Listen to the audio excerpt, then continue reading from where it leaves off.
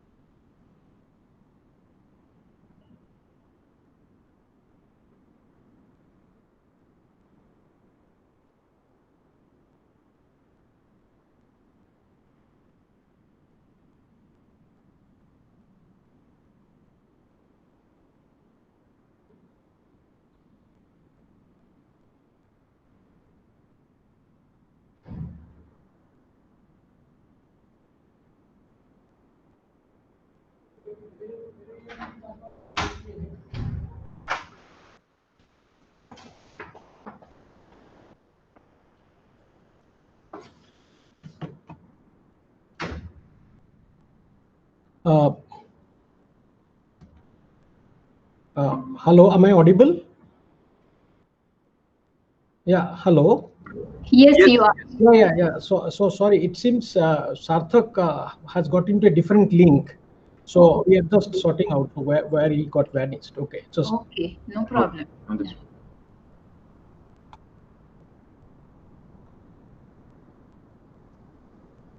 Yeah. So now, yeah. Sarthak, you're on mute. Hi, Professor Ipu. Yeah. Hi. I'm fine. Yeah. So yeah. Hi, So you Professor. wait for a couple of minutes. Yes. Sure. Then we can start. Yeah. Am I audible, Professor Ipu? Yes, you are audible. Yeah. Shall we start? No. Just wait for a couple of minutes. Just Sure. 6:05 exactly will start. Okay. Sure. So Sarthak, this is the pandemic long hair. Yeah. So how are things? Everything is fine? Yes, we're just coping with the semester as good as the students, we believe. So. Okay.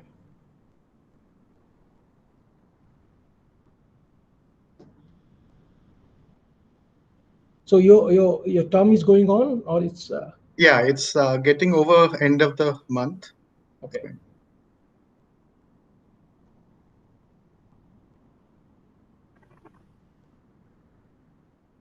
Yeah, I think Kusal, we can start. Yeah. Good evening, everyone. I extend a warm welcome to all at today's second special talk on the topic Skin the Game. I find immense pleasure in introducing Professor Sarthak Gaurav. Professor Sarthak is an assistant professor at Shailesh Mehta School of Management at IIT Bombay. Dr. Sarthak is an assistant professor in economics area His research and teaching interests are in the areas of development economics, applied econometrics, insurance markets, behavioral economics, and entrepreneurship. He has published research articles in journals such as Journal of Marketing Research, World Development, Oxford Development Studies, and Economics and Political Weekly. Prior to joining SJMSOM, he worked as postdoctoral researcher at the Asia Research Centre of London School of Economics and Political Science and the Centre des Sciences Humaines CSH, New Delhi, in the well-known Palanpur study. He has a PhD in economics from the Indira Gandhi Institute of Development Research, IGIDR, and was a visiting doctoral scholar at Wharton School, the University of Pennsylvania in 2011. He was also a young scientist at the International Institute of Applied System Analysis, Luxembourg, Austria in 2010. He has won 2 ILO research grants, a USAID visiting doctoral fellowship, and was selected by the Reserve Bank of India for participation in the 4th Lindeau meeting of Nobel laureates in economic sciences. Prior to joining IGIDR for his PhD, he worked as a development consultant at the Center of Insurance and Risk Management at IFMR, Chennai. We are really thankful for taking the time out from your busy schedule, sir. I request Professor Sarthak to enlighten us with the special talk on topic Skin the Game. Professor Sarthak. Thanks a lot, Professor Kushal, and thanks, Professor Hippu, for the warm invitation to be part of this first DOCMAD. It's always a pleasure interacting with a young group of scholars, because we also have had our experiments with a doctoral consortium. So a very good evening to all the student participants. And I can also see some faculty from IRMA. A very warm welcome to all of you to this discussion, which is supposed to be in more of a conversation format. So I checked up with Professor Hippu. So the way we're going to structure the session is I'm going to speak for around 45 minutes, and wherever there are doubts, please feel free to stop me and ask questions. And for rest of the time, I'd be happy to take on questions and have conversations with the young scholars out here. So thanks again for inviting me to be a speaker in this. Skin in the game. As you might have been wondering, why is this such a strange title to a talk in a doctoral consortium kind of an event? More so, when earlier in the day you've had eminent speakers and panelists talk about very interesting aspects of development, mostly from a managerial perspective, I believe, as well as from a development studies and development sciences perspective. So therein lies my dilemma as to what are we doing as researchers in the first place? What are we doing as doctoral scholars, people who are funded by public resources or otherwise, spending 4 to 5 years of our lives on an average and try to get through somewhere along a ladder that perhaps end of the road results in a degree that is called PhD. So this question of the purpose of a doctoral scholar, an academic, and a researcher is something that has been haunting me for over a decade in my life. Right when I started my doctoral journey, after working in the industry, my larger quandary was, how can I solve developmental problems without understanding what the needs are, without understanding what the problem statements are, after all, from people who really understand what is happening, what is going wrong, and more precisely, what's supposed to be done in the context of that development. While I was doing my doctoral studies at IGIDR, I used to have a lot of fights with my doctoral advisor, Professor Srijit Mishra, who also has perhaps spoken here today, regarding methods. I came from a background in economics training, which was something got to do about modeling in particular. I always wanted to theorize things, come with a model, and that came from a certain hypothetical deductive paradigm. But when Professor Mishra told me that go to the field and try to act as an anthropologist, I lost my mind.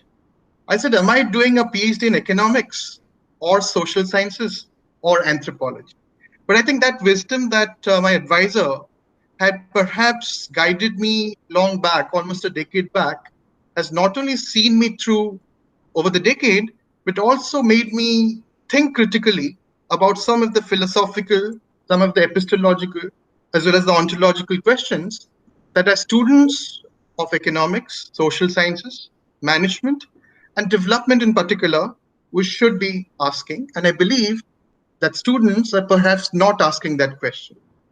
Before I give you an introduction to the meaning of skin in the game, what does this phrase mean after all? All of us are aware of the term or the phrase ivory tower. Being an academic, being a doctoral scholar, it's going to be rare that you might have escaped from being blamed by some frustrated soul out there that perhaps you're doing research in the ivory tower. You're not stepping down from the ivory tower. And you'd be surprised to know that this discussion about ivory tower dates back to centuries, though it has allusion to biblical references. But much later, around the 18th and 19th century, it started being used in the context of art or literary history in particular. When poets were frustrated against the quality of the work of their opponents, as we may call it, they used to say that individual is so socially distant that he or she is just sitting in the ivory tower, retired from life, having an isolated existence, somebody who is detached from the realities of life, and somebody who is disengaged. Now, I emphasize this word disengaged in the context of what we're going to particularly focus on today. As a researcher, you might also have faced the brunt of somebody coming in and say, hey, you're sitting in the ivory tower, you're so distant from the ground realities that whatever you're doing does not have relevance. There's another perspective that many of you have come across is that a certain elitism that is invoked by the use of the term ivory tower. Now, no matter in what context you've been at the receiving end of the word ivory tower or the phrase ivory tower, you have to wonder that does it really stay with you only during your doctoral research phase, or it comes to be with you for life as a researcher? It is in this context that three particular motivations back in 2015 and 16 that really made me delve into this question of skin in the game. So skin in the game is an extension of this issue of being in the ivory tower, particularly in the university setting that came to be known right after the Second World War. So in the post-war period, when you talk about ivory tower, both across the Atlantic as well as in other parts of the world, it started having the connotation of university professors or researchers who are detached, who are disengaged, who are just socially distant, not in the COVID sense, but socially distant in terms of the distance from reality. So when I say three motivations in particular, the first one comes in the context of a very interesting article that I read that said that most of the research over the past 6 to 7 decades has been bad research. In other words, it has been bad science. Now you may ask, what is bad science after all? If you understand that those of you working in the context of psychological research or behavioral research, you might have been working with power of a test. Those in economics might have come across, particularly in the context of RCTs, what is that power of a test? And those who have not done anything got to do with power of a test, you will understand that what is that basis of judging that your research is in fact good research, that it is in fact good science. Now, some of the findings that the paper talked about, I'll share the paper with students after the talk today. So this paper is by Smaldino and McElrath in 2016 in the Royal Open Society. So in the Royal Society's open articles, so they did a lot of interesting research into trying to understand that over a period of science, over a period of time, what sort of science rather has been successful. Now, this is precisely my direct question to all the researchers out there. What are your incentives as a researcher? Going back to that existential question I began with. So I found that there are 4 P's that are very important, and that has pretty much become the currency of being a doctoral scholar or also a researcher beyond that. The first is publication. All of us are some way after papers. And not only papers, we want to write impactful papers. papers that have a bearing on our careers or the projections of our future, whatever advisors have suggested to a certain extent. That first P, we can consider it to be papers or publications. The second P is once you have found a job or the placement aspect of it, you still start chasing that first P. Then there's another P that comes in is the promotion part of it. Not only you are writing good papers, impactful papers, irrespective of the disciplines you are in, you are after papers again to be promoted, not only being promoted, but coming to the fourth P, having a lot of prestige. After all, in academia, if prestige and reputation do not matter much, then I wonder what matters the most to our PhD scholars here. The big question here, rather the moot question in this context of skin in the game, is what are the incentives of a researcher? If these four Ps are considered as the incentives for an objective understanding of this problem, so let me take you to a definition of that skin in the game.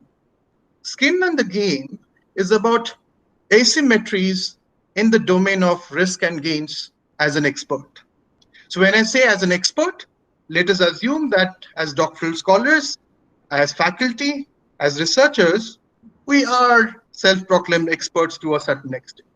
I'll question that notion of expertise as we go on, using the same principles of skin in the game, but try to understand that once you believe yourself to be an expert, in no matter what your research areas are, then how is this asymmetry in the incentives come in?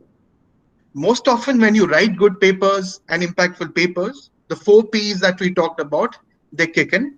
And because of that, you are operating in the domain of gains. There is a good job to be had. There is a good paper to be published. Some places you're given financial incentives for your publications. Out here in our school, there is an obsession with A, B, C, D. A stars is a rare group of people who can actually be in that rarefied space. But we don't have financial incentives within the IIT system. But I'm told that in other schools, you have financial incentives. But that aside, now when you try to understand that all we're doing as a researcher are playing out in the context of a domain that is about gains or benefits, that is the asymmetry. Because for symmetry to be had in this paradigm, there should be losses for a researcher also. And not only losses, but skin in the game is that you stand to lose based on what you've done. In other words, if you put your money on the table, what is there for you to be lost? This is a very important point. That is the second motivation apart from the incentives of researchers that I talked about has been bothering. Interestingly, back in 2016, Nassim Nicholas Taleb came up with a book with the same title, Skin in the Game.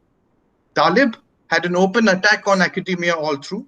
Expertise, he believed are people who BS, and he used that word considerable number of times with a lot of asterisk. And he tried to say that if you have nothing to lose in this game of academia, expertise, being in the ivory tower, then perhaps you're doing disservice to society. Now remember, when we talked about ivory tower, we didn't talk about his asymmetries. We simply talked about a certain detachment, a disengagement, or a distance from social realities. But when we talked about skin in the game, we talk about asymmetry. So skin in the game is an extension of the critique of being at the ivory tower. So the second point here, largely what Taleb has been arguing, is that economists in particular, behavioral economists, political scientists, and what he calls bureaucratic academia. All of us at some point perhaps put on a hat that in a way labels as one of these. But the problem that I had with Taleb's argument is that he said that you have to have the skin in the game no matter what you do. In order to drive home this argument, he posed a problem, a parallel of which I'm going to pose to all of you here. Imagine that you have been detected with some disease. So the doctor has prescribed a surgical procedure for that. And when you reach the hospital, you are given the option of two surgeons. The first surgeon looks like a stereotypical surgeon. You can imagine when I said surgeon, what comes to your mind? That image is the first option that comes to your mind. The second option is also a surgeon. Now that surgeon doesn't look like a surgeon. Rather, he looks like a butcher. But both of them are equally trained. The only difference is the second person doesn't look like the stereotypical surgeon, but rather he looks like a stereotypical butcher. Then he poses this question to the reader. So who would you choose as your surgeon? Now, if you think about this question, many of you might wonder that where is skin in the game here? So when Talib goes on to argue that if you choose the butcher, that butcher is the person that has skin in the game. Why is it so? Because the butcher has come across several odds in his life, despite not looking like a surgeon, to be at that stage compared to another person who perhaps had it good in life. Now, that second person who had to fight the odds in life was perhaps somebody who dealt in the domain of losses. Now, that's something I'll critique as we go on, but to revise this notions of coming from the ivory tower to the skin in the game, for a more operational understanding of skin in the game, imagine this to be yourself as a researcher. What do you stand to lose if your research goes wrong? What do you stand to lose if all the predictions of your models are trashed? What do you stand to lose if the models that you come up with during your research and later years are put to yourself, and then you are in a disadvantage? Now, this is the larger philosophy of skin in the game in the context of Talib. Now, coming to the third perspective. So there are three perspectives in a way that I said motivated me to think deeply about this problem. The first being this dilemma largely about what is the purpose of a researcher, the 4 Ps that we talked about, the incentive problems of a researcher. Second was Talib's attack on academia, economics and social sciences in particular, and that's also applicable to management. And we'll discuss whether management is a science or an art or what it is, and whether this can be applied directly to it or indirectly. And thirdly, coming from my personal experiences, both as a doctoral scholar and now as an advisor. I'll come to my experience as an advisor. For the past 5 years, I've been advising more or less 4 to 5 students now. So every time I see my students commit the fallacies that I would have committed had I not had the accident of being supervised by Dr. Mishra, that is, have too much arrogance in our theoretical frameworks, just be lazy and have seats of the pants reasoning and say, well, I have excellent data in the world, I can run the most sophisticated models in the world, and I'll never have to go to the field ever. Now that really bothered me, because when a student comes in and tells you that if his or her argument about the epistemology of their research design, about the ontology of their research design, and the larger paradigms of their research is reliable enough, given the system that has incentivized that sort of research, then as an advisor, what do I tell my student? So that third point has been bothering me mostly in the last 4 to 5 years. But there's something else that has been happening in the background, which is my personal journey as a researcher, as a student of economics that I continue to be. So back in 2008 and 9, I started studying farmers in Vidarbha region of Maharashtra. So where there have a lot been issues in the context of farmer suicides, rural indebtedness, the structural agrarian crisis, and other issues. Sitting here today, as I'm writing a book on the topic, I'm still bothered about the way I have collected evidence, the way I have collected my insights, the way I have analyzed, the way I've inferred the data. Then I ask, over this decade, more or less decade and a half, have I had skin in the game? So that question bothered me a lot. So in order to have skin in the game, at least understand that what do I stand to lose when I follow this perspective, I did the following. I went to 3 villages out of the villages that I've been studying in 2 districts of Vidarbha, region of Maharashtra. I installed automated weather stations there. What is there for me to lose there apart from the weather station? This is the interesting bit. Before I took that skin in the game perspective, I would very conveniently use the district level data, come up with very interesting models of relationship between crop yields and rainfall, farmer incomes and weather parameters and just publish it somewhere. But in the second paradigm, when I had something to lose, apart from the lacks of investment in the weather stations, was also my reputation. Because when I have to give solutions to farmers based on the research that I'm conducting with the farmers as a code learning, as a core knowledge production exercise, I realize that if this advisory to farmers is failing, not only are they just burning out the weather stations, they're not letting me enter the villages for the next 2 to 5 years or maybe decades. So what would be the implication of that? If I do bad research, bad science in the context of what I discussed earlier, there is a strong implication of that. Because when I started this research, I wanted to study these regions for decades, maybe as far as 6 decades or 7 decades if I survive that long. But now with skin in the game, it is very likely that if I do bad research, I cannot continue my study into the second decade. So there's a very personal experience of how I learned to apply skin in the game. Now coming back to the critique of Taleb, that all economists, all macroeconomists in particular, and behavioral economists, though they critique the neoclassical, the standard economics, they end up committing the same fallacy, the same seats of the pant reasoning, not having enough skin in the game. Now, why is that problematic according to me? When I say problematic, I'm referring to Taleb's critique of the ivory tower's extension. One argument that I'm invoking here is an argument that has been invoked over the past 400 years by not only poets and artists and social scientists, but also general people who are into creativity. The advantage that ivory tower gives you, the advantage of not having skin in the game also, is that being detached, you can think better. Being disengaged, the noise that is out there in the real world is scattered. That's not affecting your thinking process. That's not affecting your thoughts that are important for your research. Now, this is something that we need to discuss after the talk, is that does it really matter that whatever research each of you are doing needs to have a social impact? Whatever you're doing, does it need to have a policy implication that is real?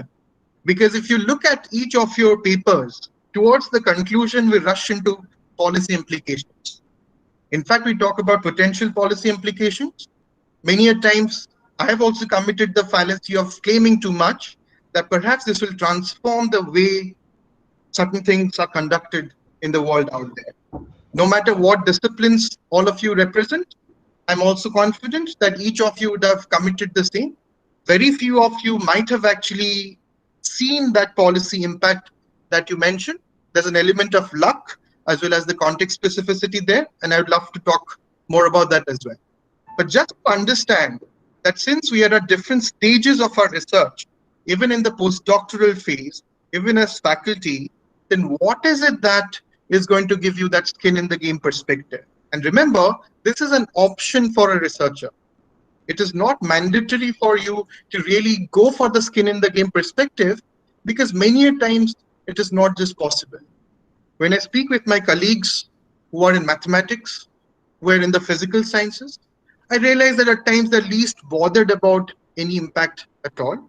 And they justify that on grounds of intellectual freedom. And that's precisely the merit of being in academia.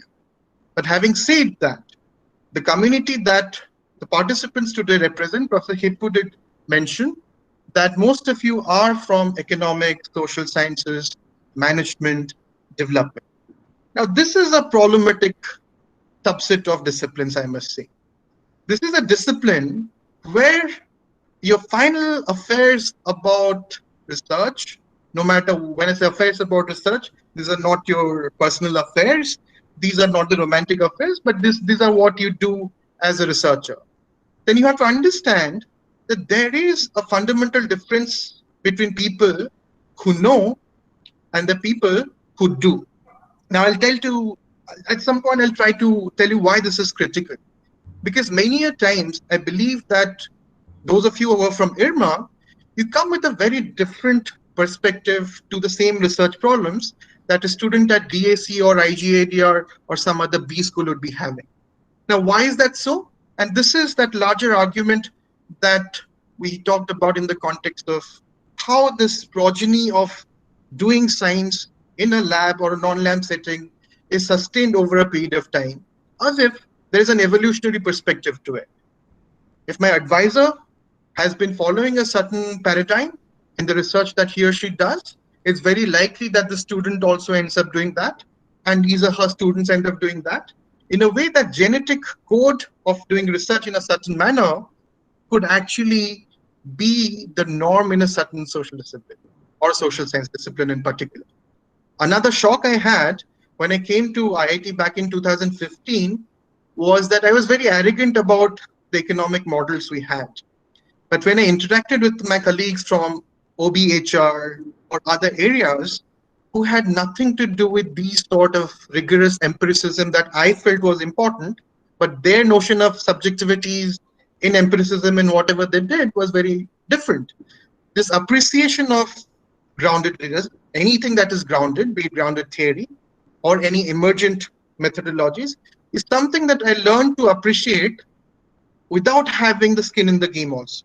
So what you have to now understand is skin in the game could be applied to each of your research problems.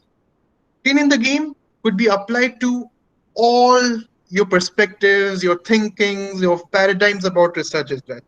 And skin in the game could also be applied in a very selective manner to one or some of these problems. Now that takes me to the last set of arguments about the skin in the game that I'm talking about, is how do we ensure that this asymmetry could be really brought in? Because remember, when we have a system that incentivizes impactful publication, having a good H index, and you have to really have prestige and reputation, and there are quateries out there, we know. There's a lot of self-selection out there that you'll experience soon, or you perhaps might have experienced as of now, is that this is nothing but an echo chamber to a large extent.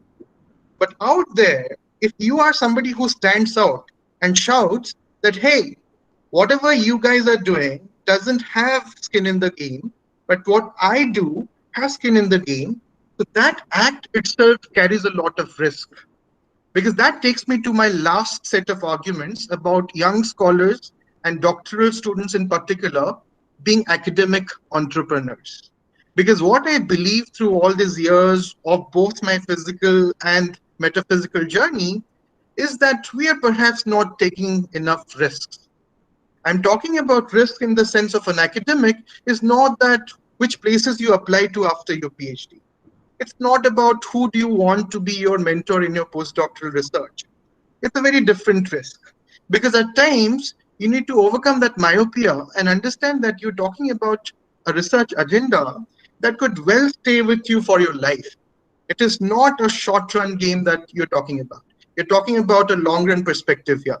Now, in that perspective, maybe for 5-6 years, you may not have the right kind of papers that the system incentivizes. You may not get into the right sort of places that you aspire to. But if you have a skin in the game, it could be very lopsided, and the returns may not even come in the early stages of your risk taking.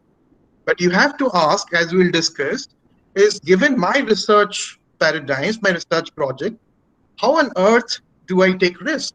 I'm not putting money in the stock exchanges, because if you are a student of finance and you write a thesis on risk taking in the financial market, but you yourself have never taken that risk or never studied somebody take risk very closely, which in the context of, in the Korean word, Genchi Genbutsu is something you might have heard in the context of the Toyota production systems, which very simply put says, go and see. It's a very good friend of mine, Professor Owen Barclay Hill, who worked with Ford all his life and teaches lean at SOM.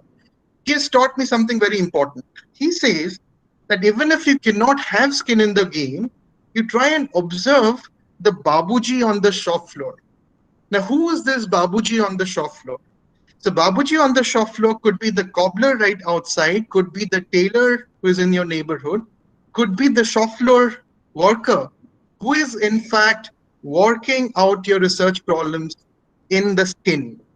If anything fails, if that machine fails, if the predictions fail, that Babuji is going to take the hit. It's not you, the researcher, who couldn't get a paper in an A-star journal. Paper gets rejected, you apply to another journal. There could be a virtuous or maybe a vicious spiral of rejections and so on. But who is actually bearing the brunt of that decision? It is not you, the researcher. It is that Babuji on the shop floor. It is that manager who is taking the hit for losses for the company. Not you, the managerial researcher, who simply modeled something, abstraction, and something which was beyond abstraction also, and failed to see through the reality of things.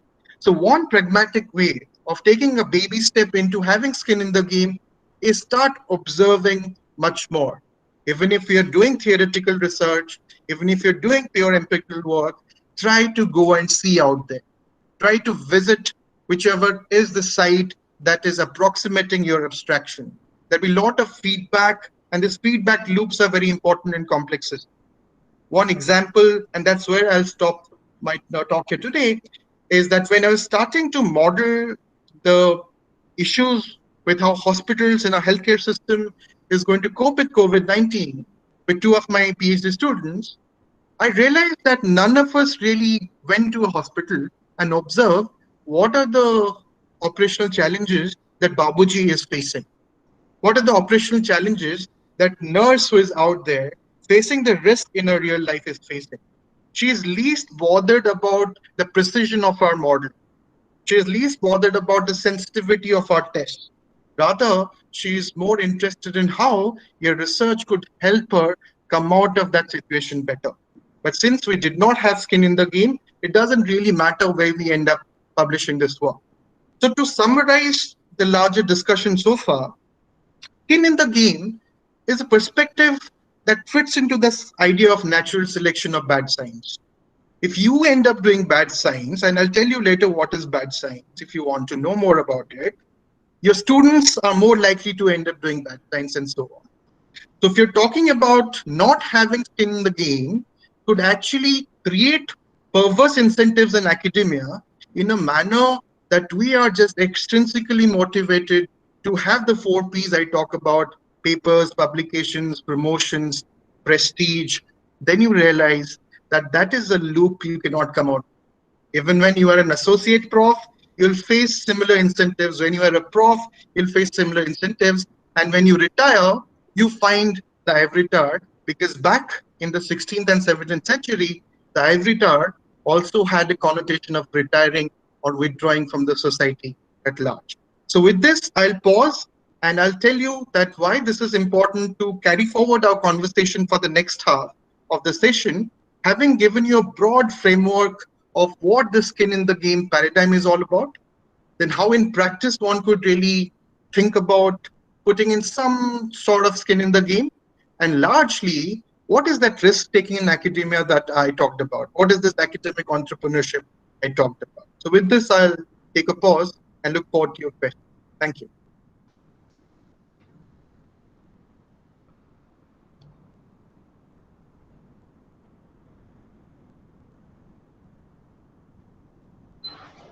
Yeah, yeah, so it is open for questions. So all the participants, if you want to ask, it is better to directly ask. If some of you are in not good network place, then you can also, put your question in the chat box.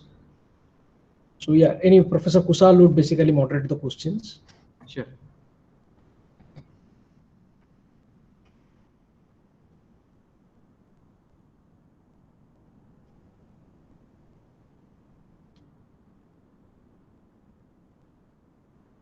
Yeah, before, if there is no question so far, of course, whatever you spoke quite eloquently and quite passionately, something which all of us, sort of think about in this race of in the academics. So it is something which to reflect on. So if I give you one example, which I have been wondering for quite some time, is the way, for example, we measure our poverty, for instance. Okay, so if we see, if we talk about the head count ratio, I think the simplest measure of poverty, I think all of us would able to must be knowing is something called head count ratio, and which is the most popular one, and which has been there, country after country worldwide. People, sort of societies measure their poverty through head count ratio, and that is the, you can say, the headline indicator, or the first or the foremost indicator of poverty before going into more complex indicators. So this is something which has happened because of the simplest nature of that measure. Okay, so it's like, it is very simple to understand that how many people are poor and how many people are non-poor. So head count ratio would say the total number of poor divided by the total number of population. Now, by having such a measure, I mean, this creates a fundamental problem. So if we all agree that, if you have a limited resource of anything, for example, you think about any government schemes, you think about any such welfare programs where you have a very limited amount of resources. So you'd obviously, commonsensically, you'd feel that that resource should go to the person who is most deserving it. Okay, so that means, so if I draw a poverty line somewhere like this, so if the people who are below the poverty line, now I can have a greater improvement in my head count ratio if I direct that resource to the people who are just below the poverty line, so that I can actually lift more number of people out of poverty, compared to the case where I divert that resource to the people who are the poorest of the poor. But in that case, obviously, if I have 10 rupees, the people who are 1 rupee below the poverty line, I can lift 10 people. Whereas if I focus on a person who is suppose 10 rupee below, I can lift only one person. If suppose somebody is 15 rupee below, I could even not lift him. Okay, because if you from 15 rupees, it will come to 5 rupees gap. So I will not lift. I'm not able to lift him. So my head count ratio would not change. So you think from any stakeholder point of view, whether it's a politician or a policymaker or whosoever, I would like to see that my program actually succeeds. And since unfortunately, in spite of the last 5 decades of the poverty measurement, I mean, we still still relying on a measure which is the crudest measure of poverty, if I may say so. So that kind of we are in a situation where we are not going to get out of it. So do you think, I mean, at the risk of being unpopular, at the risk of being not falling into the mainstream thought process, I mean, people say head count ratio is something which you are identifying the poor. Okay, so somebody is poor. Okay, so how much poor the poor are is a next level question, but you're identifying yourself as a poor, and that that cannot be compromised. Okay, because at the end of the day, that identification is important. So do you have any thoughts on that? I'm sorry. Yes, so excellent comments there, thoughts there, Professor Hippu. So one perspective that I'd like to clarify here, that if you're really following the skin in the game to the truest agenda, as some people would think about, is that academics or researchers should actually be penalized for bad research.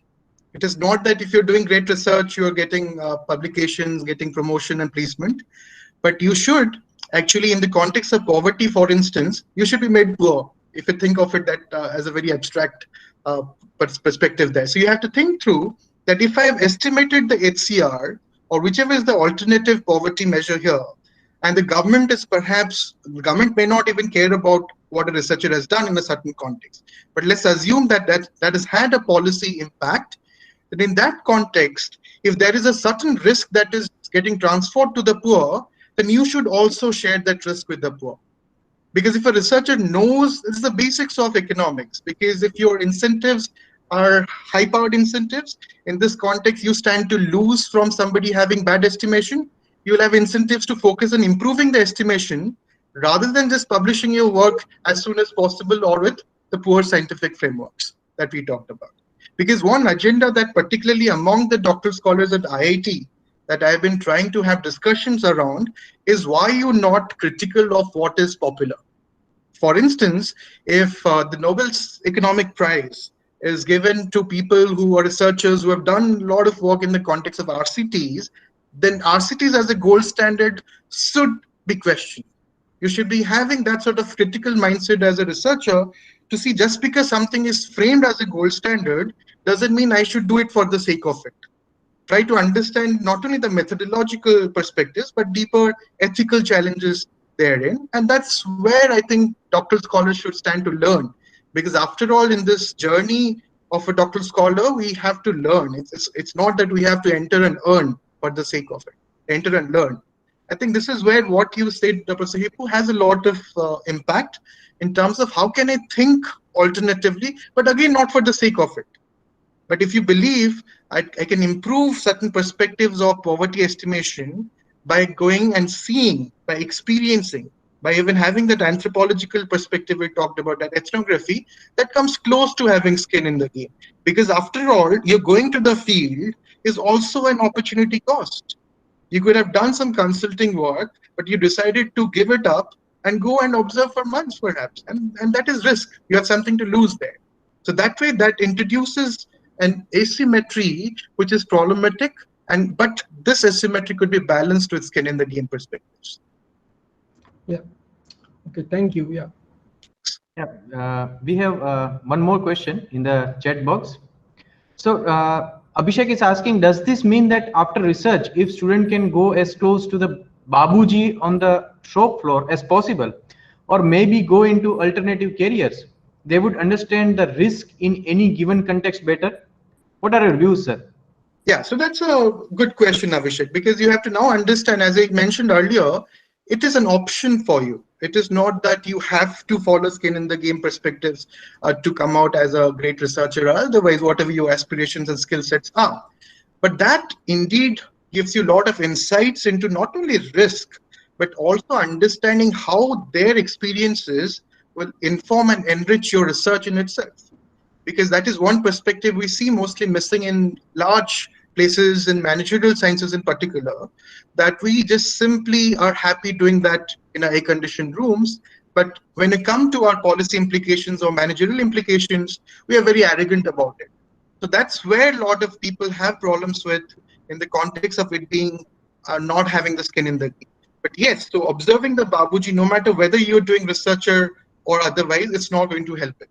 So if you want to go and do it, please go ahead and do it. There's a lot of learning out there. The same question in this line.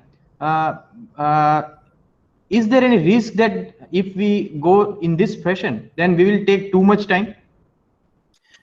That's a good question. But then why is time problematic for a researcher? That's what I've been asking. The other day, I asked my PhD student that why don't you do this set of models? He said it's going to take a lot of time. Then I said that it is not a race against time that you have to do a PhD for the sake of it. Rather, you have to understand that given the time you have you put in the best efforts and learned the most out of it? And skin in the game, it's a fun exercise also. Even if you're not putting it in the context of your research, just do that as an individual. A lot of rich insights will come to you, and that's going to help you think through deeper about your research problems and potential applications. There is one more question. If the research is more on socially relevant issues, can it automatically address the issue? Yeah, that's a great question, because you have to understand that if it is socially relevant, then who defined it as socially relevant? Because that's also an underlying argument within the perspective that if a group of researchers or group of academics believe that this is socially relevant, or a bureaucrats or a group of bureaucrats believe that it's socially relevant, then there's a certain relevance to it by definition. And if you are following a skin in the game perspective, that is going to enrich you. But as I mentioned earlier, there are risks and there are uncertainties also that we may not be aware of, that you have to really understand that you may end up losing much more than what you bargained for initially. And that is something that you have to sign up for. And if time permits, I'll give a few insights into the specific question as we go on. There's one more question. Can academic industry collaboration project be the solution of this problem? It's a good starting point, I would say, because we don't know what is the solution again. As in the earlier response, the industry partners and the academia could actually come together and say, hey, this is the solution. And then you try to understand this is a solution for whom. If the industry is the stakeholder there and they kind of understand that, yes, this collaboration has helped us solve our problem, then basically you applied skin in the game in this perspective. Why? Because if you came up with something that the industry doesn't consider as a solution, they won't pay you consulting fees. So that's skin in the game. And one more question. Yeah. How can a student, before joining PhD, prepare better for a research career or develop the research perspective or research angle in that sense?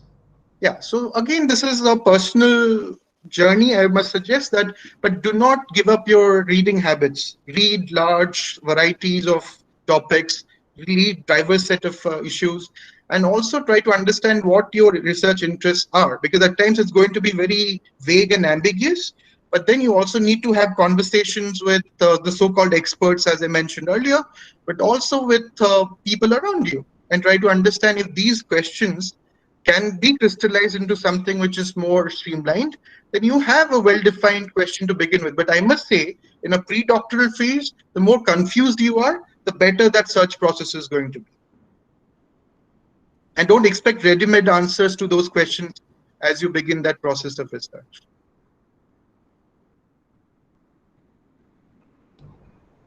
One more question about objectivity.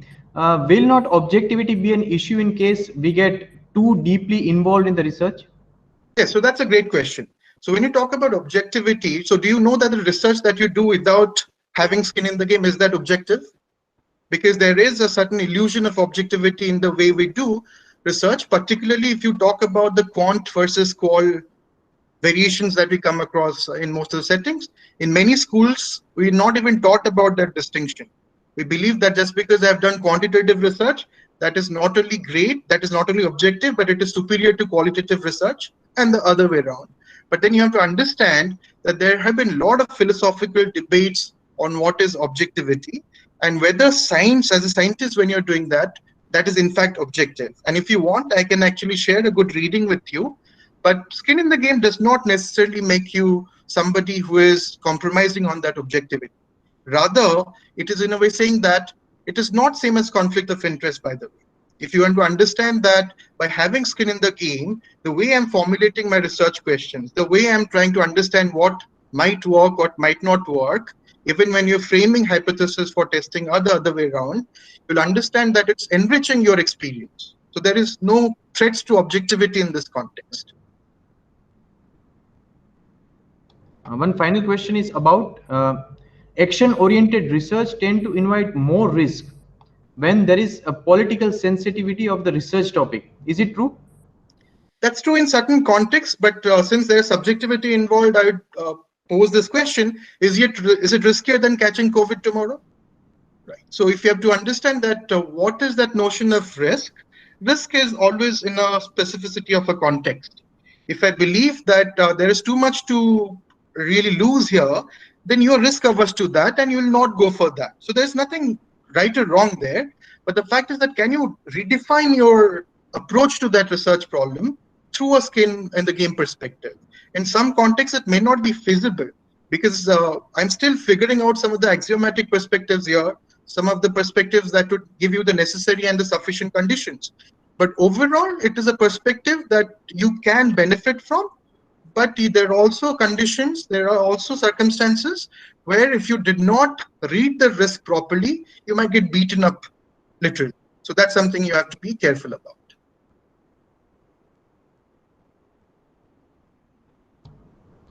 That was the last question, I guess. Thanks, No, Mr. Kush. one second. There was a question, I think, Sunil Bakru wanted to ask. See, he raised his hand. I saw that. So you wanted to ask something?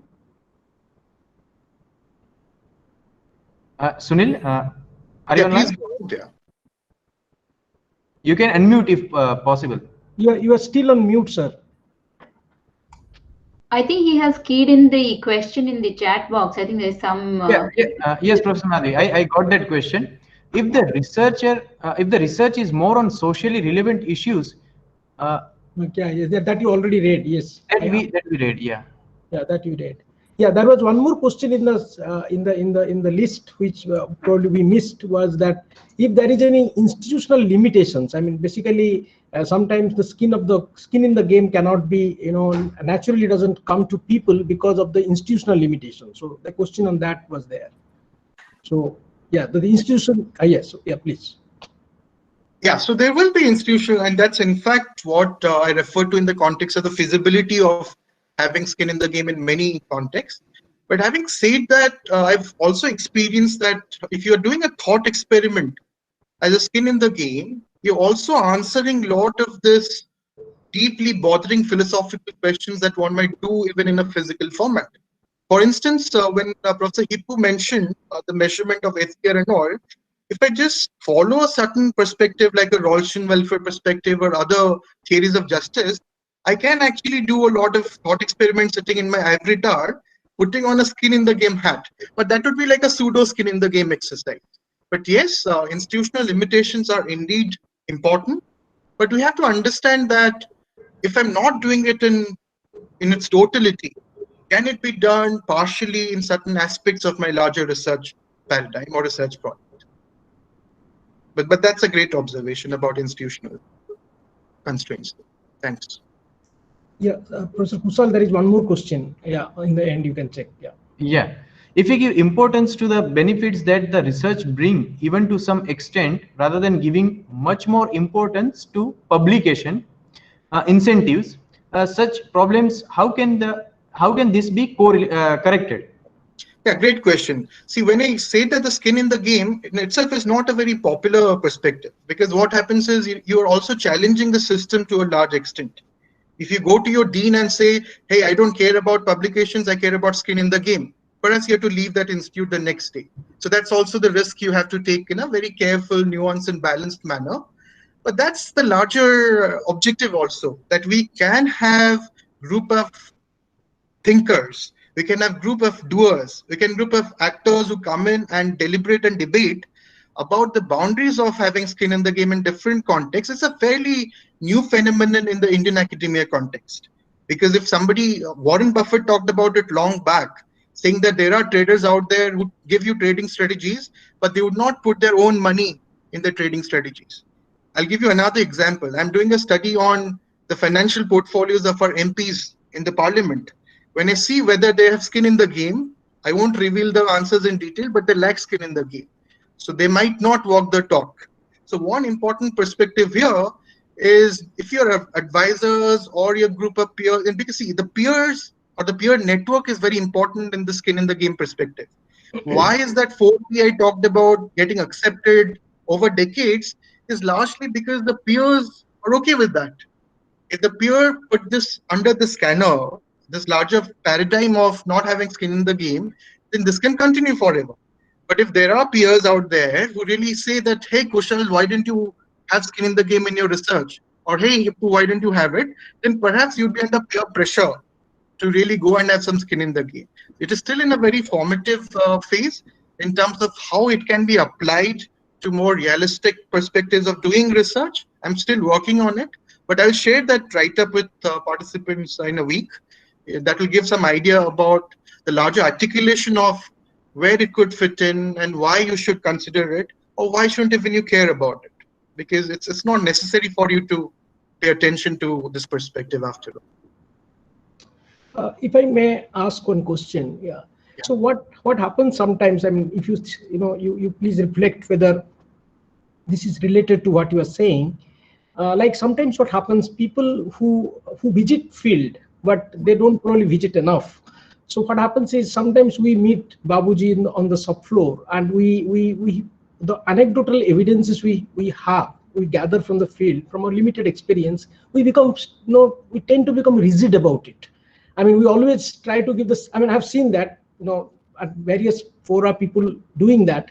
The one farmer they met, okay, or the one, issue, I mean, one thing they saw in the field, that actually comes up very often, and that's, the formation of their views actually centers around that. So I know somebody who is like this. So your theory doesn't work because that is not how it works with the person. So you want to sort of bring in that? Yeah. Yeah, so that's a good observation here, because if you talk about the larger generalizability of your research methods, whether it's inductive or whether it's deductive.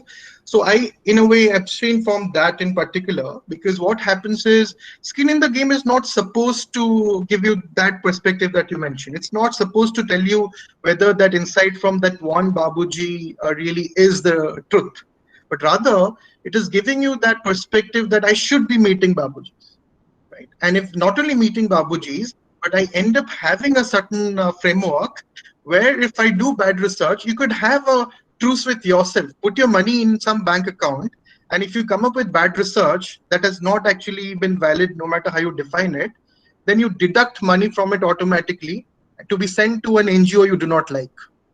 Right? So there's some sort of a reinforcement mechanism that you could think of, that you penalize the researcher, because until and unless we're still talking about the language of rewards. That's where the asymmetry comes in.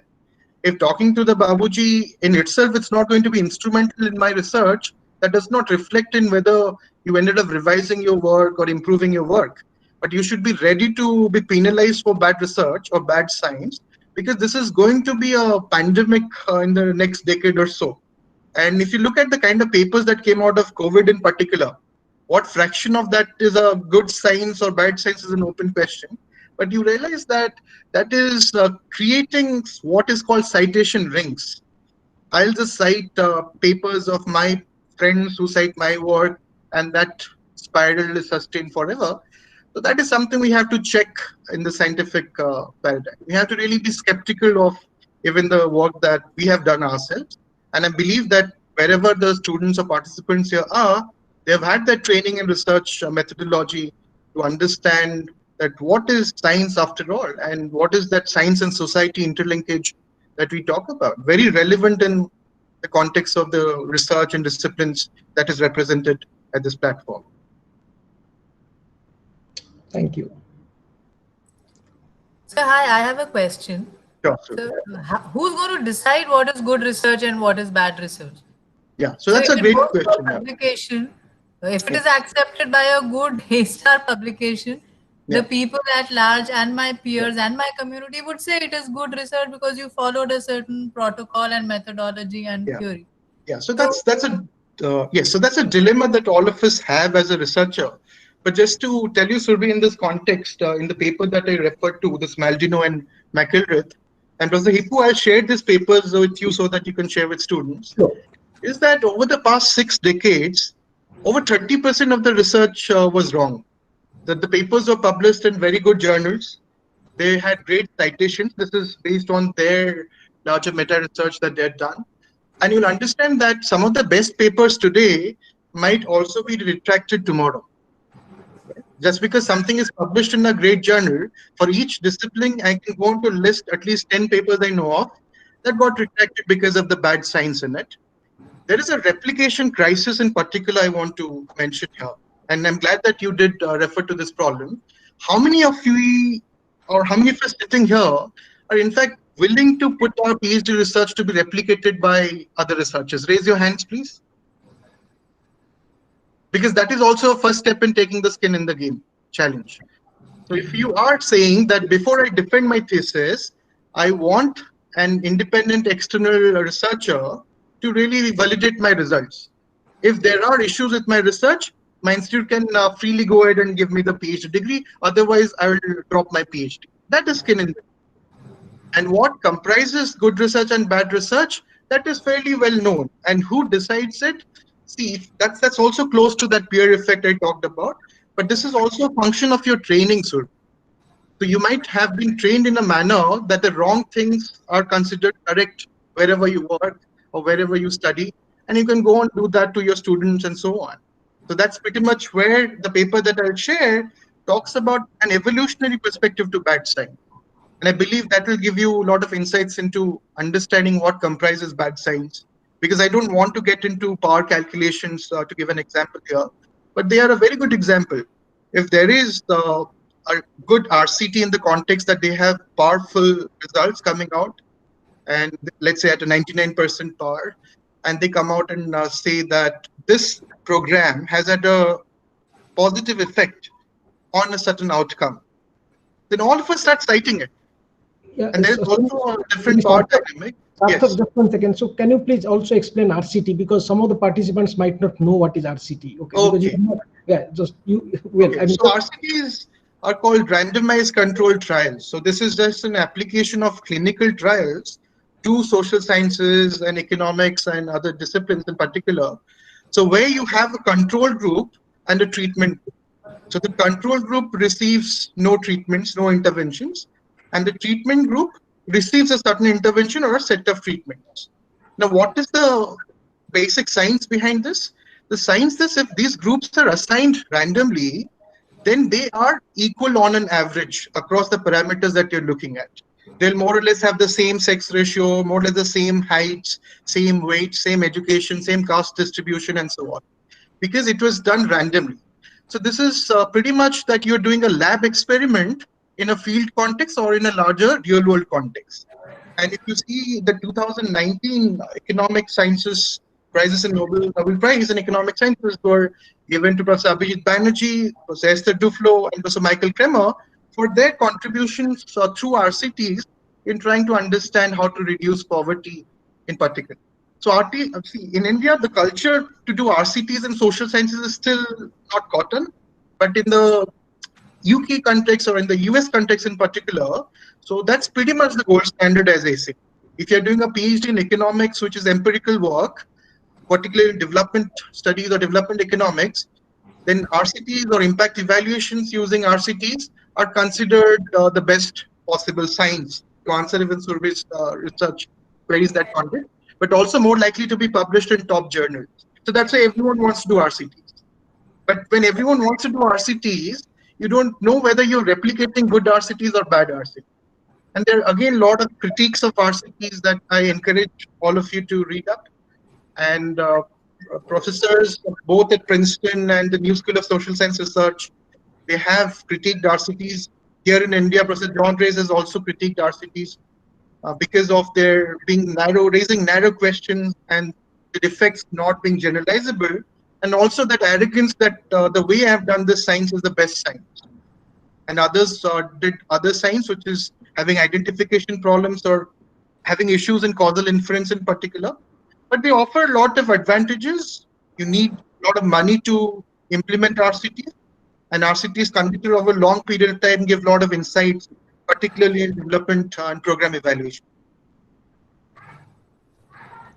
Yes, one more question is there. Yes. Sir, I have a doubt. Sir, when you're trying to, realize that what you see on the ground is starkly indifferent to what you are seeing in the literature that you're reading.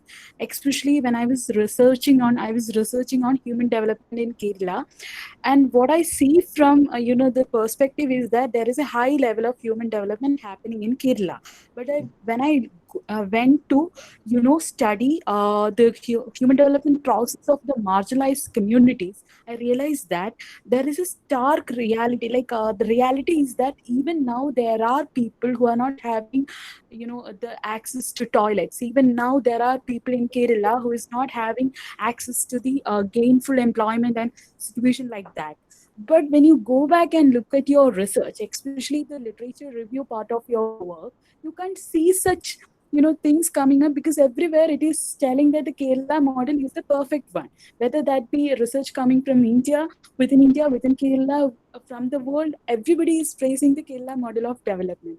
So in this context, how will I be able to, because using the correct data sources, after following and studying certain groups for 5 years, I realized that there are certain issues, and these issues can be solved using nudge policies, by having incentivized policies also. Like with regards to transgender community, which I studied, I learned that even without any higher cost, the government will be able to create a nudge effect. But the dilemma is that the review is telling another alternative. So what can I do? Yeah, so it's a good observation and a good question, Madevi. So you have to understand that this is not necessarily skin in the game, but I'll tell you why it is important. So there's a certain set of findings that you found in the literature that you've reviewed. It's also equally likely in a certain context that you find a match with what you found. and you might end up in a setting where it's totally different from what is there in the literature, because that context specificity is something that is not supposed to be there in the literature. So if you find that it is very different, I think that's where the difference, that variation from literature, has a scope to contribute to the body of knowledge. If you all toe the line and all of you say that all of us have found the same set of findings, science cannot grow, because that variation, that variability of findings is critical. And there is also a publication bias that many of you will experience as you go on, that positive effects or positive results are more likely to be published. Very few places negative results are going to be published. If so, they're published, they may not be in the so-called reputed journals, as I mentioned earlier. But going back to your larger dilemma here, so what you have experienced is critical, because it is going to inform to a certain extent what research designs that you're going to have in your thesis. Because at times I observe that we take on research design as an afterthought in many contexts. We pretty much try to retrofit to the findings in literature, to our empirical results, and say, well, this set of areas really match with my findings. I'll go there, justify that. That is not being an honest researcher.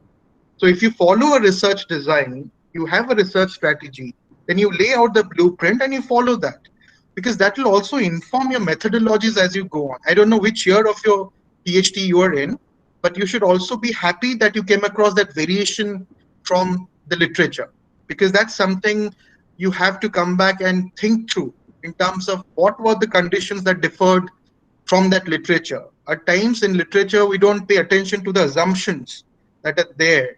And if you have to be careful, many of the assumptions might not be met in the parts of Kerala that you went to and so on. But it's good to have those sort of variations. See, after all, when you're doing a thesis, there has to be an antithesis, and there has to be a synthesis after that antithesis. So that is the larger transition for a PhD researcher, because whether or not you are testing your hypothesis or you're getting contradictory evidence given your grounded theories that you've come up with, you have to think through carefully that what is that finding that you believe is contributing to the knowledge. But these are things you have to lay out in advance. So overall, you have to read up a little bit about the methodological aspects of research, and I'm sure that will help you out, Ramadev. There is one more question. In your initial talk, you initially mentioned that how your supervisor guided you during your PhD career. Don't you think mentor-scholar interaction to a particular perspective be a solution to this problem? That's a good pragmatic question there, because I'll tell you, it could have worked out either way. So when my supervisor said that go visit the field, do Genchi Gambutsu, I would have said no. I would have just ended up doing secondary data research like many of my peers. I would have been at a different place perhaps. But the insights, by following his advice with a lot of dissatisfaction, even in the early years, that see, we came from a background of training where we're not supposed to do that field work. So that came in as a very interesting surprise. But in hindsight, that has in a way shaped my research perspectives. Because when I ended up doing my postdoc at LSE, that was on a single village in Uttar Pradesh called Palanpur that has been studied for over 60 years. It is just one village. Forget doing a sample study. It is a census of a village. So the insights that work gave me, that fed back into my larger contributory perspectives in terms of what is happening to farmers in Vidarbha. And that has also helped me critique my own work, because that's something I believe that if I cannot stand to reflect on the limitations of my own work rather than peddling half-truths, then I'm being dishonest as a researcher. So I'm willing to be on the guillotine for the falls that I'm happy to take. And then be careful about that citation ring I mentioned earlier. That we tend to keep on citing each other's work. There's a lot of self-citations, and the H-index goes up. That helps you in the 4P paradigm. Then you're distancing from what we just discussed. It's a very important moral stance also. It's not just a philosophical, but also a moral and ethical stance that you try to cultivate as you grow as a researcher. So that was my larger objective. Thanks. There's one comment from Professor Madhvi. She's saying a very insightful session where you have raised certain difficult questions for the academia as a whole to begin looking into. And she sincerely hopes that happens sooner than later. Thanks a lot, Professor Madhvi. Appreciate your comments. Thanks. But as I mentioned, IRMA is a great place to really experiment with some perspectives, because another way I didn't mention how I did skin in the game is I stopped teaching game theory this semester, where I was just talking about models of rationality and all. I took up teaching behavioral economics also. I stopped teaching that this year also. So in order to have skin in the game as a teacher, I started teaching a different kind of pro-seminar program at the Tata Center for Technology and Design, where we have to have fellows who solve real-world problems.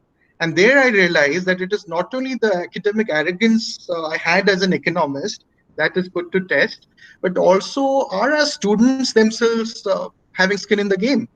So if you, even in the smallest of ways, you can have skin in the game.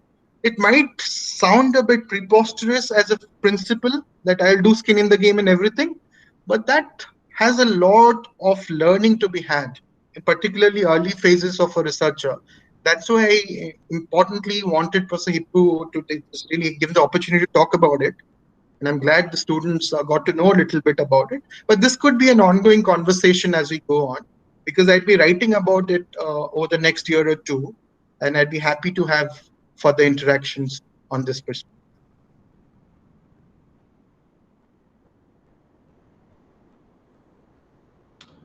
Yeah. Any more questions, participants? Please, if you have any questions, you need not even type in the chat. You can directly ask, please. Yes.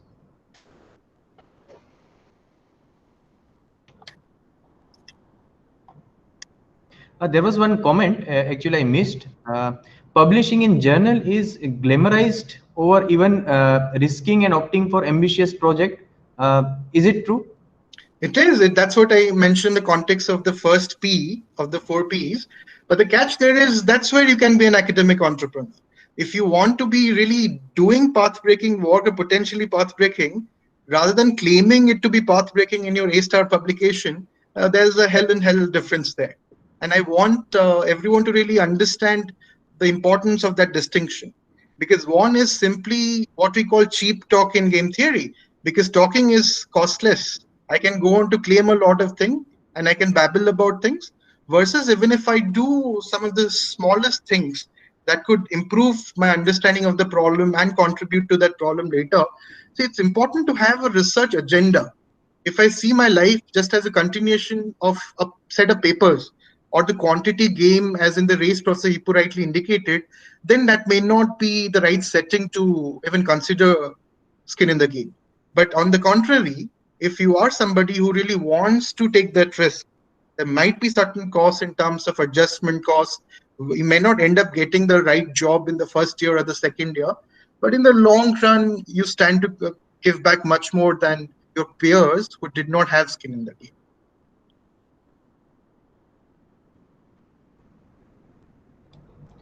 There was one question about replication also. So if one successful model is there, is it possible to immediately replicate, or it requires more research in it? No, so if something is already published, and either you may have access to the data the researchers have used, or they have not used but indicated that in the work, then replication is something. In fact, I want all my students to go and replicate some study which they consider important in that area, because there are two benefits to be had. One, you end up understanding how they arrived at what they arrived at, and second, whether there are certain issues in replicating that work. Many times the authors would be happy to really hear from the young researchers in particular in terms of the issues they faced while replicating. And there are journals that are also replicating some of the findings. But having said that, also be careful about the distinction between reproducibility and replicating a research. So in the short term, reproduction may be difficult for a research work, but replication is feasible, given that you have information about what data has been done and how the results were arrived at. And there are a lot of interesting scams and scandals in academia that you should be aware of in your disciplines in particular.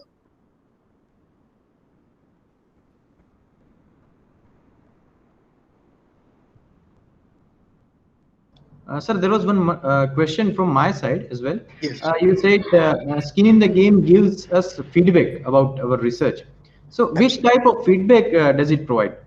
there are two kinds of feedback. One is whether you are doing BS research or not, whether you should do research altogether. Or second, that what are the areas where you stand to improve that work so that you don't end up being just somebody who claims for the sake of it. And you'll experience that. It is largely experiential, and you'll realize that at some stage you might be on the wrong track. You might have to even drop writing that paper. You might even have to recall that paper. But overall, you have to understand that this is a risk you're willing to take. So starting there is a great point in itself. Kushal, thanks. Thank you. Hello. Anil has a question. Yes, sir. I am from Niti, Mumbai. Yes, Anil. So I wanted to ask. You told that you are doing some research on portfolio of MPs. So where will you get the data from? This ECI?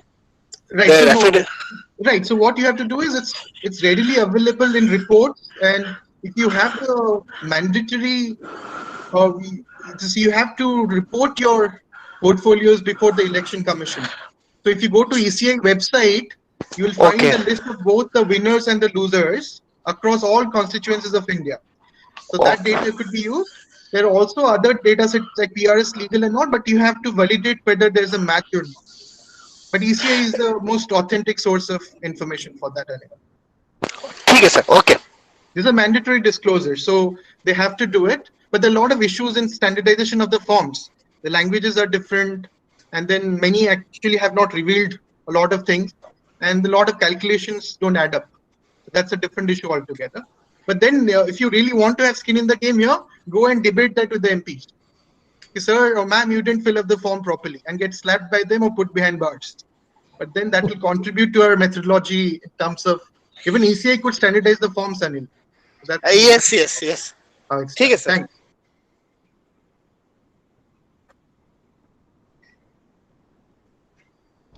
Any other questions from scholars? Hello. Um, Yeah, Nikita. Sir, I mean, from what I have gathered from this talk, so I'm just making a comment. Tell me if I'm wrong. Like, there is a delicate balance that needs to be maintained. Like, you have to get your skin in the game, but then at the same time, you don't have to become biased by, like, as Ippu sir was talking about it, from this small set of people that you interact with. So, how should this balance be maintained, or how do you know that? Yes, so that's something which is taken care of by your research design.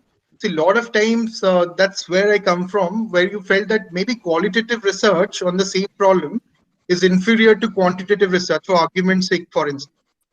Then you'll understand, then perhaps you'll say quantitative is limiting the objectivity of biases there, tends to objectivity, but qualitative is not. But that's not correct. If you have a robust research design, which is well thought through, then you have inbuilt checks and balances that your methodologies will take care of these biases to a large extent.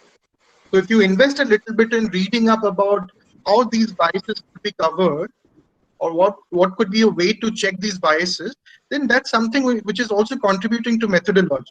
But it is not necessary that just because you had skin in the game, you come up with biased research. But I would like to argue on the other way out. So I'll say that, in fact, you may even discard your research agenda if you do this sort of research at the extreme. But at the more kind of subtle ways of how it could improve is you be more empathetic to certain questions that you may not have raised earlier. But that doesn't mean that you've been subjective and hence you've been biased. So that's something, that's a tension that you have to be aware of. And that's a tension, it's a very important tension, in fact. You should read up a little bit about how this is resolved in your research design itself. Okay, thank you. Thanks. Yeah, Mr. Sunil has a question. Yeah, yes, Sunilji, I think you are still not audible. Sunilji, can you Type. Yeah. can you type in the Type chat in box? chat box. Somehow you Yeah. are not audible. Maybe there is some problem in the system. Yeah, please type in.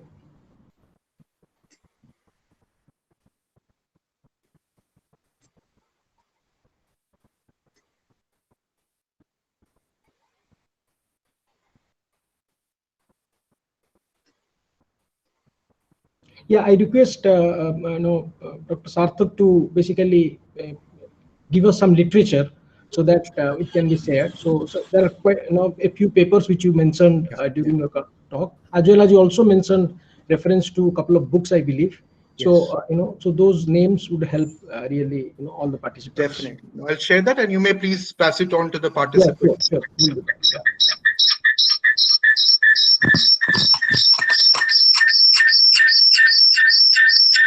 Yeah. There is one question.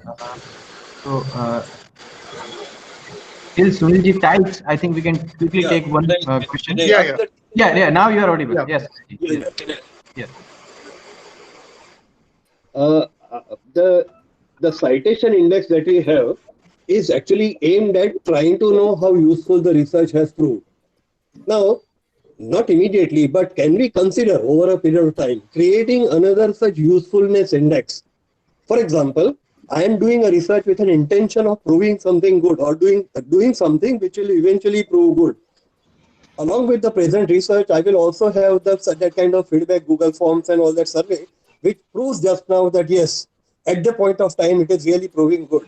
Now, and then I send it to a publication. Then after a year or so, I further supplement it by yet another follow-up data, which continues to say that yes, what you had said at that time is true even now. Or rather, in case it is not, then I should honestly declare that my earlier intention, whatever I intended, has somehow not proved well, and I will correct it. So this kind of supposing, and similarly, supposing there is a separate type of journal which basically focuses on action-oriented research, publishing action-oriented research only, where we can have this kind of mechanism built in. Can these be further directions to promote such ideas? No, I agree. So at least on the first part, Sunilji, if you understand, that sort of academic honesty is rare these days. But on the second part, it is important and it is also feasible to come up with journals or outlets for action research. And there are a lot of journals out there, not only for action research, but also for participatory action research. So I believe that depending on what disciplines you're referring to, you can always come up with similar journals. So there'll be good contribution in my opinion. Thank you. Yeah, there is one more question. How much data from secondary sources will do justice to the thesis, according to you, sir? Yeah, as good as your advisor considers it relevant. So that's the simplest answer. But then overall, if you just look at, if you could start off with a set of questions, and with secondary data, you're mostly coming from a hypothetical deductive perspective. You want to test hypothesis. If you believe that for your thesis sake, you agreed upon, it's a social contract of sorts. You have a contract with your advisor and the RPC, and you believe that I'll start with questions. If I've answered that satisfactorily enough, kindly I've defended it. Now give me the thesis. The larger paradigm is you also have to check with primary data if possible, I must add. Because just because it is secondary doesn't mean that it has given you enough understanding of the problem. Because asking broader questions at times is also important rather than confined to very narrow questions. This is a paradigm that you should try to inculcate as you grow as a researcher.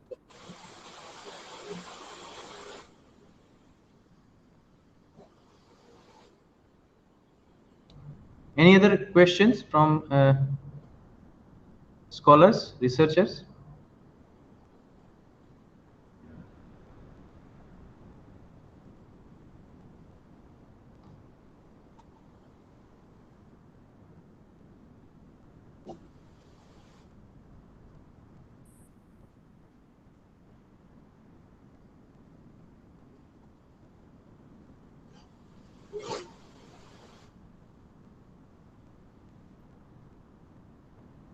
Yeah, yes. Anilji, is there any question? No, sir. No. Yeah, okay.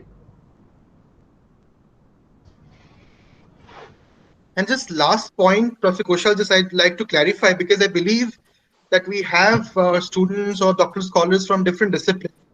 Right. We have economists. Within economics, we have macroeconomists. We have people working on time series techniques, people working on development and development studies, and the other disciplines from management, I believe.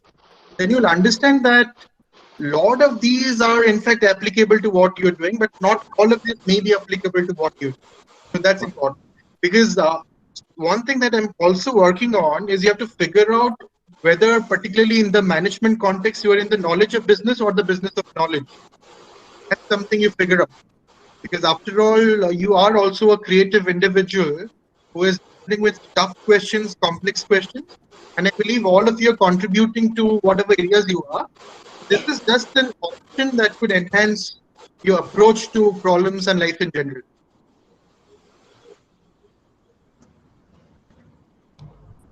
There is one more question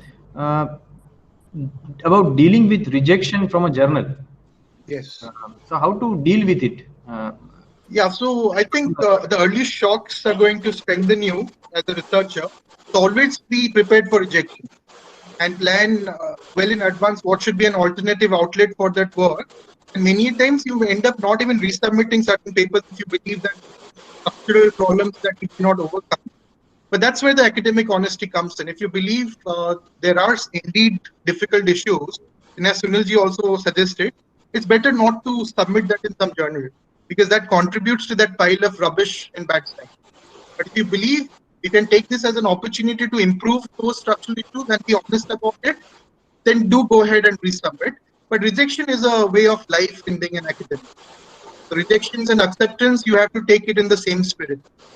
Don't get super excited with acceptance, nor very depressed with rejection. Be, in a way, equally kind of respondent to both these. So it will happen to you quite a lot. Yeah. Don't get disheartened with rejection.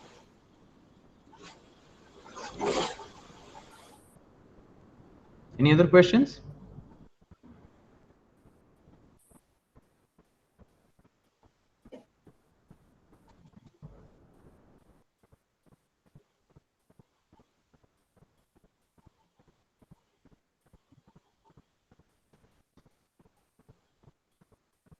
Yeah.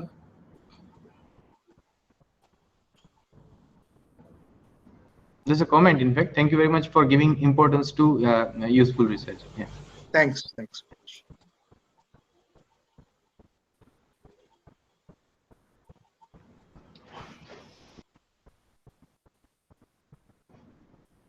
So it seems no further questions.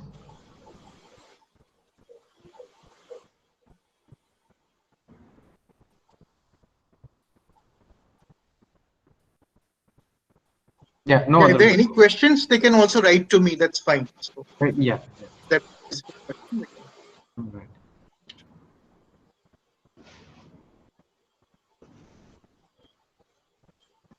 Yeah, I think it's also time. I think we Yes. must thank profusely Sarthak for this insightful talk.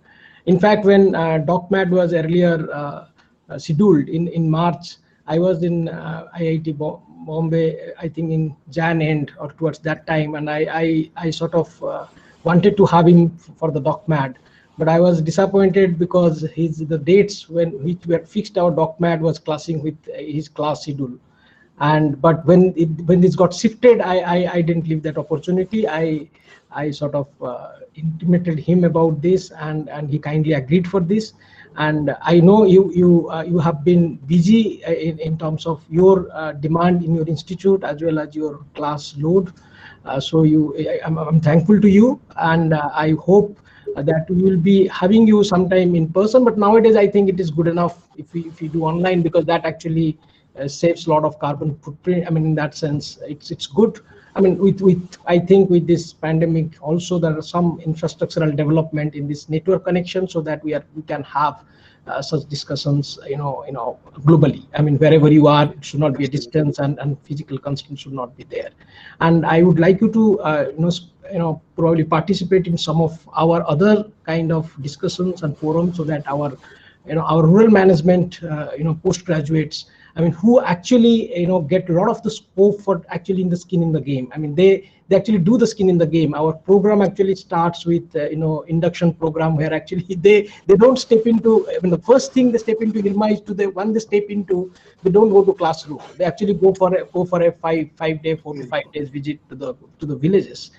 I mean, that's probably rare, in if you look at any management institute. So our first session is actually in the village, and then obviously they come back, and then obviously we have a very almost 8 to 9 weeks of village field segment program, and of course in IRMA we do claim ourselves to be actually doing something which you have said in a subtle way.